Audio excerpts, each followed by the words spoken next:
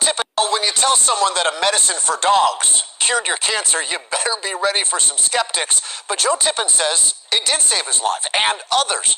And now even cancer researchers are open to the possibility it might be true. My neck, my liver, my pancreas, my bladder, in my bones, it was everywhere. 2 years ago, Joe Tippin says he was told to go home, call hospice, and say his goodbyes. The doctors were unanimous. He was going to die of small cell lung cancer. Once that kind of cancer goes that far afield, the odds of survival are less than 1%, and the median life expectancy is 3 months. Tippin says he went from 220 pounds to 110, but that was January of 2017. Today, Tippins is very much alive, and what he credits for his survival has doctors scratching their heads and the rest of us raising eyebrows. About half the people think I'm just crazy, and half the people want to know more and dig deeper. Tippin says he got a tip, not from a pharmacist, but a veterinarian. And in his desperation, he turned from people medicine to dog medicine, specifically fembendazole, or what you give a dog when it has worms. Yeah, truth is stranger than fiction, you know. Just 3 months later, Tippin says his cancer was gone. I'm usually skeptical, and I was, and maybe still am, about this one. But there's an interesting background to this. Cancer researchers like Stephen Prescott are skeptical, but they also are not dismissing this anti-parasitic's potential. He says Tippins is not the first person to potentially benefit, and maybe not the last. Scientists at many credible places have done work on this for years. But was it the dog dewormer, or was it something else? Tippins took the dog medicine with daily vitamin E supplements and CBD oil. He was also taking an experimental cancer-fighting drug. But Tippins says out of the 1,100 patients on that clinical trial, he was the only one cleared of cancer. Tippins says he was saved by the dog dewormer, and he plans to take it for the rest of his life. Oh, my insurance company spent $1.2 million on me with traditional means before I switched to a $5 a week medicine that actually saved me. Prescott says he's now working with Tippins to organize a case study. We're going to do it and see if we can confirm that in a very rigorous sort of clinical study sort of way that these patients had that kind of response. As for Tippins, I've got now over 40 success stories other than me. He's sharing his story on an online blog that has already been read more than 100,000 times. Most of the feedback positive or curious. Some, though, accuse Tippins of giving cancer patients false hope. How do I answer that? I mean, if I've saved one other person other than me, it's worth it to me. All we know for sure is that Joe Tippins is alive. In time, perhaps we'll also know if this medicine made for man's best friend might also be man's newest cancer cure. Fascinating. Yeah, this would have saved my husband because his cancer, like, it spread so fast, and to me it did look parasitical and stuff like that. And, you know, just running through a couple videos, because I was trying to make a video and talk about this more, but running through a couple videos, there's, like, over a couple billion people on Earth with, you know, parasite worm infestations in their bodies. And, you know, you got some scientists that are going to say, oh, some of it's beneficial and this, that, and the other, but no, these are, you know, it's from our foods and stuff, but,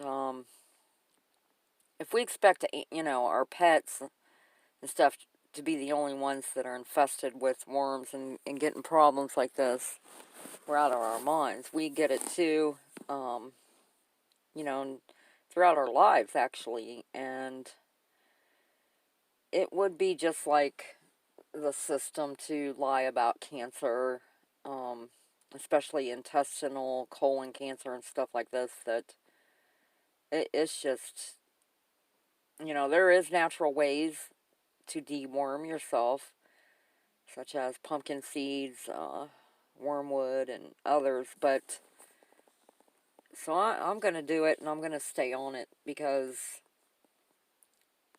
and I think it, you know, it's a reoccurring thing as well, and I think it's taken out a lot of people over the years who's had, you know, so-called cancer, And these doctors, this video that I just showed you is from a couple years ago. And have you heard anything about it since? No. There are people out there allegedly taking dewormer for the CV, which is completely, I don't know where they get that from. But I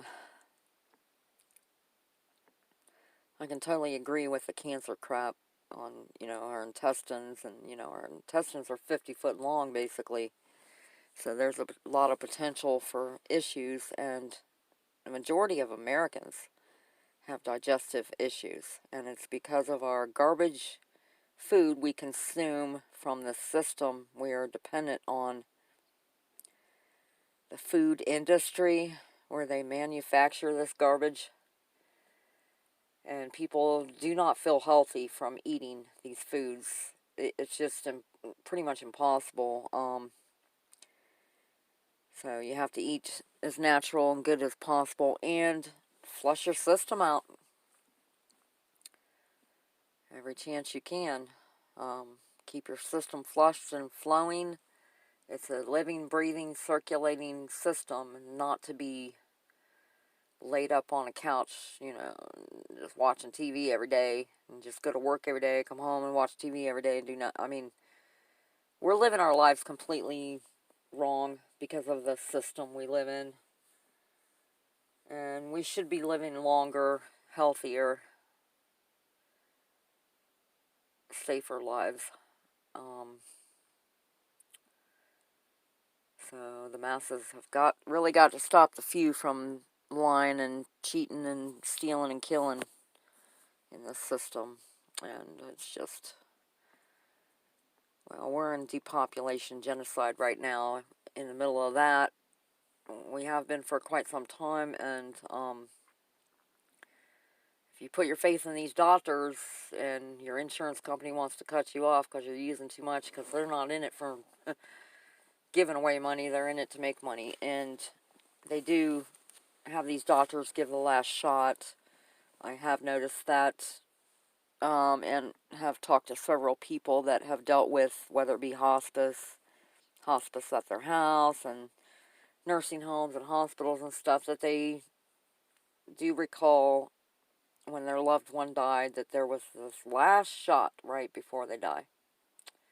So I'm finding that everywhere, and the fact that they've been doing the last shot long before the past 2 years, on the past 2 years of them keeping up the numbers for their charade show agenda. They've been doing it for years and years and years. It's putting people to sleep, basically, and of course, everybody puts their faith in these doctors and stuff, so it's just a shit mess.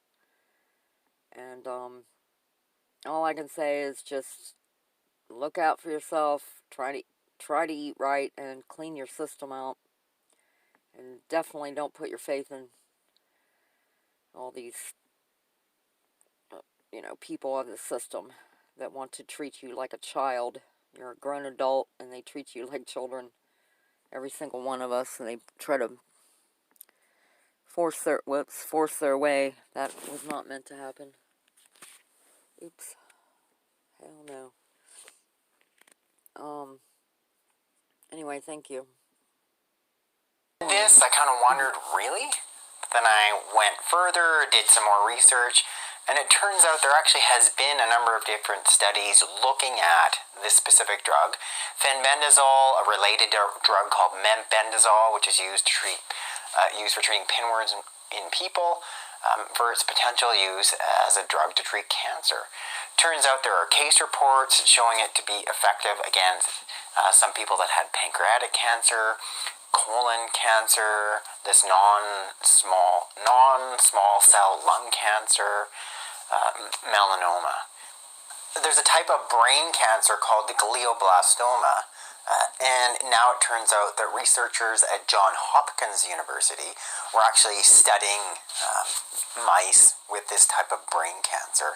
The mice had pinworms, they treated them with this fenbendazole, the panicure, and guess what? All of a sudden, this type of brain cancer started to shrink.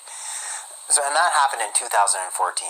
So, yes, this seems like something really unusual and so hard to believe. Like, how can this, simple horse and cow and dog and cat dewormer all of a sudden be used to treat cancer? But I think partly what's happening is researchers are now going back. They're looking at some of these older drugs, and they're looking at like repurposing them. Secondarily, maybe we haven't explored all the potential uses. And yeah, it really looks promising. Is it going to treat every type of cancer? And from more of the stuff that I've read, some people have had success, many people not. We don't fully understand it. But what I am going to do, I'm going to give you a list of some of the specific studies that have actually looked at fenbendazole and looking at it for treating the array of different cancers. We use this a lot in practice, so I actually went to the clinic just to pick up some Panicure to show you guys. So this is the dewormer here, known as the brand Panicure, at least when I was in practice. Obviously, the company's partly changed, but the actual name of the dewormer is fenbendazole. It's one that I liked in terms of it would treat most of the roundworms, would treat some of the tapeworms, and as well, it was also starting to be effective against animals that had giardia. A little bit better than metronidazole without the secondary side effects. The other big thing, right? Being effective without the side effects. So actually, we use it quite a lot. No idea about its potential use for cancer. As far as doses, like if you're going to, say, deworm Pipster here, like say I'm trying to treat her for something like whipworms or giardia, a typical dog dose is fairly high. It's about 50 milligrams per kilo for 3 to 5 days. So say if we call Pippi, let's call you 20 kilos, well, that's 50 times 20, that is about 1,000 milligrams. Pipster, which is 100 milligrams per ml, which is about 10 cc's. So this would be Pippi's 1 day dose. 1,000 milligrams once a day for 3 to 5 days. As far as the human doses, from what I'm seeing, it's somewhere between 5 to 10 milligrams per kilo. They're not publishing sort of specific regimens. So when you're looking at this, say an average person, say they weigh 50 kilos, 10 milligrams, 10 mg per kilo will be 500 milligrams, which would be half of this syringe. So that would be 5 cc's of this liquid.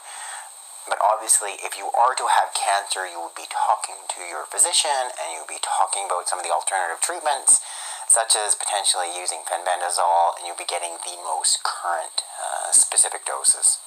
I'm also curious, though, on its potential of helping treat cancer in our dogs and cats. I don't see any research on that yet, but if we're seeing that it's effective for some of these serious, generally considered really difficult to treat cancers in people, such as pancreatic cancer, such as like a brain cancer, makes sense to me that it also could potentially be beneficial for some of the cancers in our dogs and cats. So I'll definitely keep you guys updated as this information progresses and more information gets